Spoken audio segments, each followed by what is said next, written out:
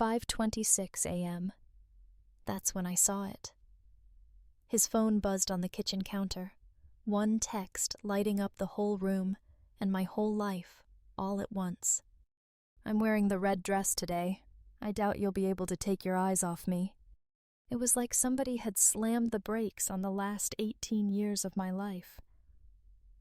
I stood there with the coffee pot in my hand, staring at those words, thinking, so this is how it starts, or maybe how it ends. 3 days later, I heard my own husband, my partner since we were both broke and dumb, planning to kick me out of our house with nothing but a couple of checks and a suitcase, all behind my back, all so neat, so easy for him. And yeah, I thought if I was ever betrayed, I'd scream, cry, break something. Instead, I just stood there, frozen. And maybe, in that exact second, I stopped being a victim and became something else. People always imagine betrayal as this big dramatic event, shouting, tears, a hotel room somewhere. For me, it was little things. First, the phone. I never checked my husband's phone. Didn't need to. He used to say trust was our superpower. But after that text, I watched him from across the breakfast table as he deleted something, so quick, so smooth, his thumb just flicking secrets into the void. I said nothing, just poured his coffee, lips clamped tight. Next came the restaurant receipt, folded up in the pocket of his blazer, right there when I was getting his shirts ready for the dry cleaner. 2 steaks, 2 glasses of wine. A Friday night I spent home alone, eating lasagna in front of the TV.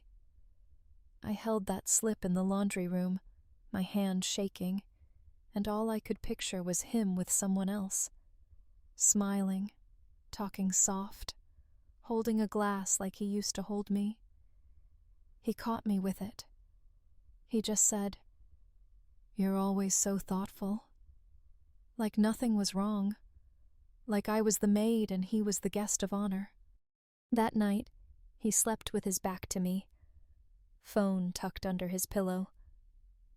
Me? I just stared at the ceiling, heartbeat drumming like a clock I couldn't turn off. The next morning I called his office, trying to ask about a family dinner.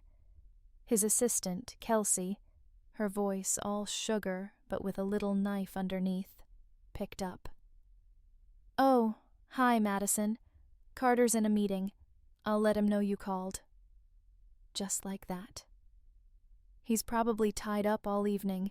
His schedule's been packed lately. That way she said his name. Carter, not Mr. Banks, made my skin crawl. She wanted me to know, wanted me to feel small. But betrayal doesn't show up with thunder and lightning. It drips. Drip, drip, drip, like water wearing down a stone. You don't see the hole until you fall through it. That Thursday night was cold for May in Seattle. I picked up some bread and a bottle of wine, hoping maybe we could just talk. I opened the front door. The hallway was dark. His office door was cracked open, and I heard it. His voice, low and careful. "She doesn't suspect a thing. Still cooks, still does my laundry. Like a machine." Then laughter. A woman's voice, young, sharp. "Told you. Women like her never believe they've been replaced until the papers hit." And my husband, my Carter, replied, "I've talked to the lawyer. Asset division's almost done. She'll be out with a suitcase and a couple of checks." The woman, I later found out her name was Olivia, just said, "I can't wait months, Carter. I want to be your wife, officially." He said, "You will be. She doesn't even know the savings account's real. It's only 14 grand. The rest I already moved to the trust." It was like listening to my own funeral. I bit my lip so hard I tasted blood. That wasn't a conversation. It was a sentence. I slid out the back door, wine still in the bag, hands shaking so bad I thought I'd drop everything. It wasn't just cheating, it was an erasure. They were calculating how to delete me, like a spreadsheet. You'd think I'd be angry or fall apart. But no. I sat in my car and asked myself, when did I disappear? When did I become just furniture? That night, something flipped inside me. If he wanted to fight with lawyers, I'd fight with memory. If he wanted to count assets, I'd count every lie. I didn't yell. I didn't run to a lawyer.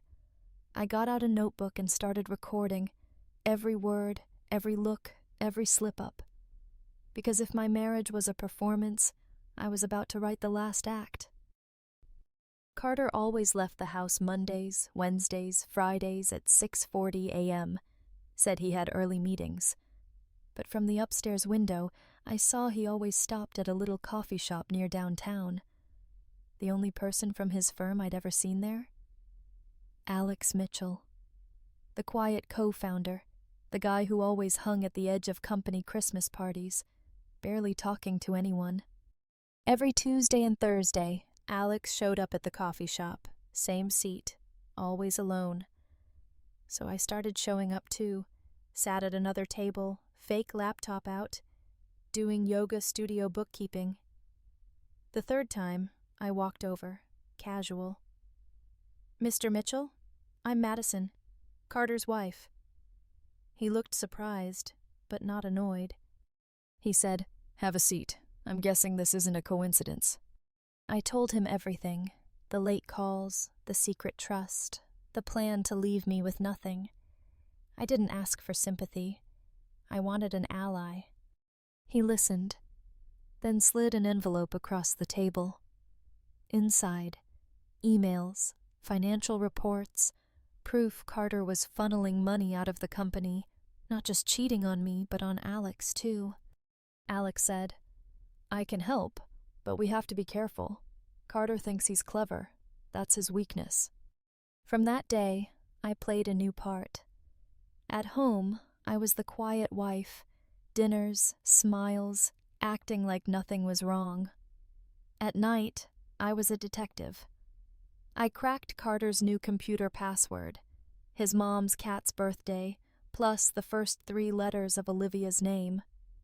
The guy who moved millions forgot who remembered all his trivia.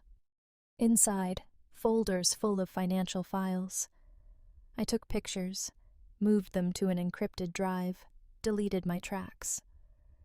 Alex taught me how to trace the money, spot shell companies, follow the breadcrumbs Carter left behind. Every Tuesday, we traded notes. I found emails between Carter and Olivia, calls, secret payments, plans for a new life. He thought he was playing chess. He didn't know I was flipping the board. But it wasn't enough to catch him cheating. I needed him to expose himself. So I performed. I acted heartbroken, suggested therapy, asked if he still wanted to try. Carter said, "Maybe we should spend more time together." His eyes said he didn't care. He just wanted me to stay quiet while he finished his scheme. I planted a bank statement on the dining table, fake confused. "What's this Horizon investment thing?" He froze for a second, then said, "Just a flexible transfer. Nothing to worry about." His hand was shaking. Within 48 hours, Alex confirmed Carter had moved money again, this time to a Delaware shell. All I had to do was plant a little doubt, and Carter started making mistakes. I upped the act. Left a fake chat open on my phone about hiring an investigator.